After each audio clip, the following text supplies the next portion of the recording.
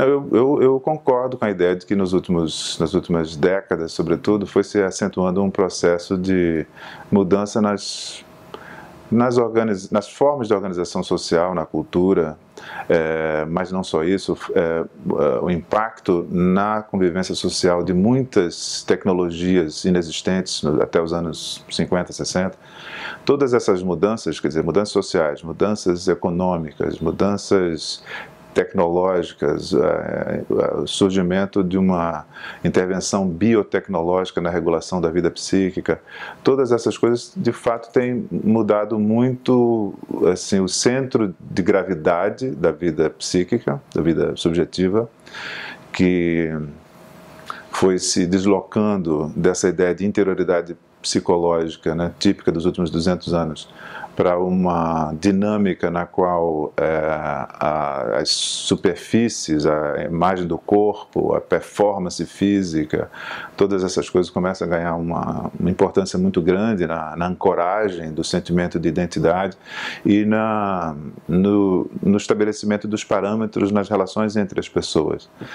Então isso se expressa nas maneiras diferentes das pessoas sentirem-se a si próprias, na maneira de valorizarem aspectos da experiência de si, na experiência com as pessoas, e também nos modos de sofrimento, aquilo que atinge mais a pessoa de modo a fazê-la sofrer. Então houve mudanças estruturais, tem modificado, digamos, o ambiente em que se formam as subjetividades individuais, e isso modifica não só a experiência de si, a experiência relacional, a relação com os outros, os parâmetros, os valores mais relevantes na vida e nos modos de sofrimento. A gente tem já se acostumou a associar essas mudanças a, por exemplo, o surgimento de certas patologias mais prevalentes na clínica, como, por exemplo, a distimia, né? Essa depressão meio fluida, essa ausência de sentimento de consistência interna, uma dificuldade de se projetar temporalmente num futuro planejado, a dificuldade de estabelecer projetos, assim também como no surgimento de alterações na relação com o corpo, quer dizer, a valorização do corpo corresponde também a uma maior dificuldade na relação com o corpo. Então, boa parte da explosão dessas patologias da imagem corporal certamente tem a ver com isso. Também a quantidade imensa de adições, busca desesperada de ancoragem em algum tipo de objeto, a sustentação da experiência psíquica que também se ampliam, né? Hoje as adições não dizem respeito apenas às drogas ilícitas, né? Também as drogas lícitas e também as tecnologias. Você tem hoje em dia pessoas cuja patologia são as tecnologias de visualização e comunicação e assim por diante. Por outro lado, eu acho que, como toda história, você tem problemas e tem oportunidades, né? Há também um certo tipo, acho que, de politização, por exemplo, que tem a ver com essa ideia de identidades ancoradas em imagem, identidades ancoradas em aspectos particulares da personalidade ou mesmo da corporeidade. Vou citar um exemplo. No caso dos autistas, nos últimos 30 anos a gente viu o surgimento de um fenômeno que não existia antes.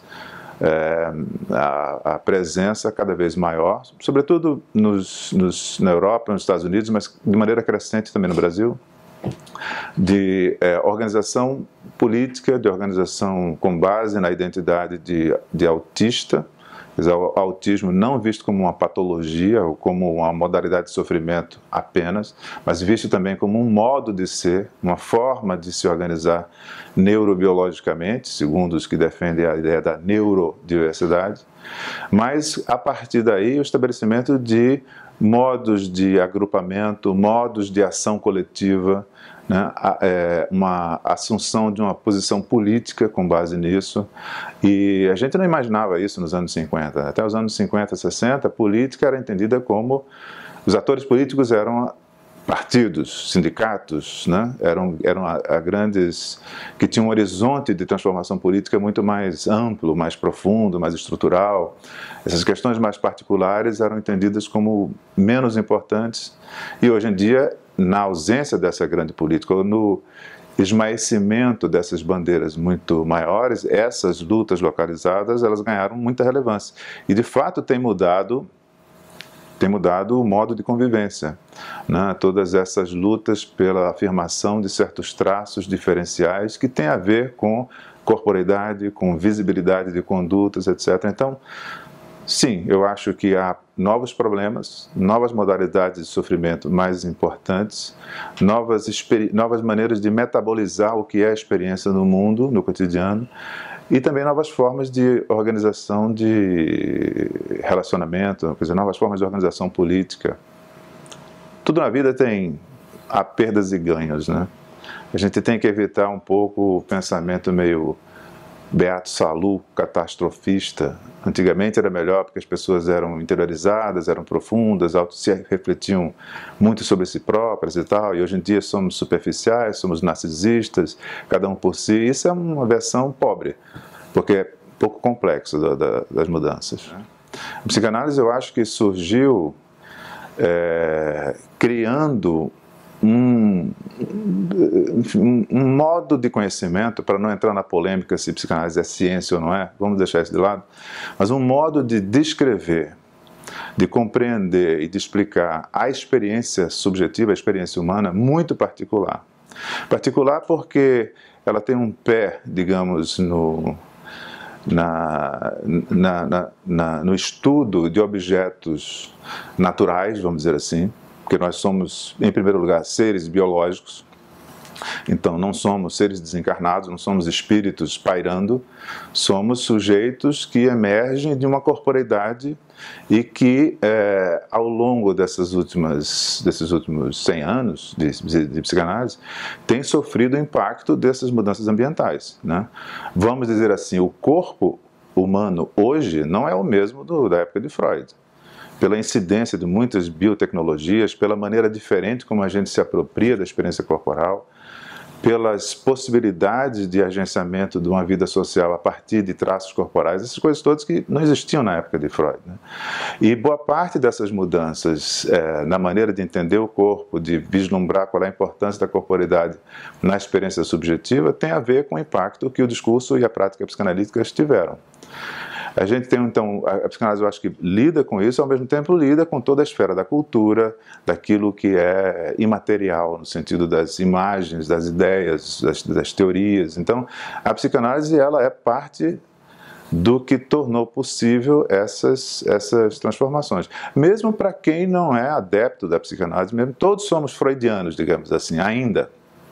Mesmo os que criticam Freud, mesmo os que querem enterrá-lo, nós somos ainda herdeiros daquilo que a psicanálise tornou possível, na descrição, na apreensão subjetiva da experiência de ser um sujeito.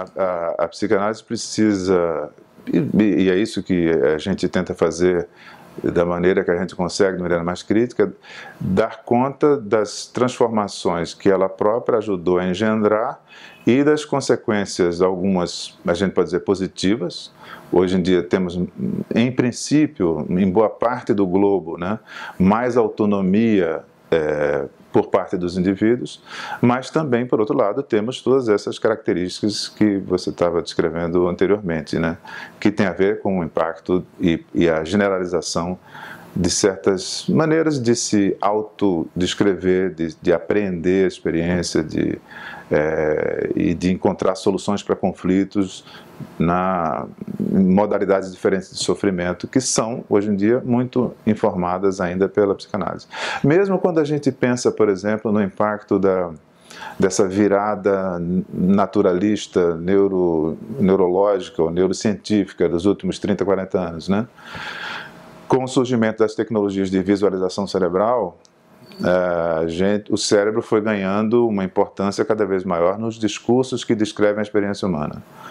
E não só por razões tecnológicas, porque a gente vê o cérebro, todas essas tecnologias que vê o cérebro em ação. Isso é uma parte do processo.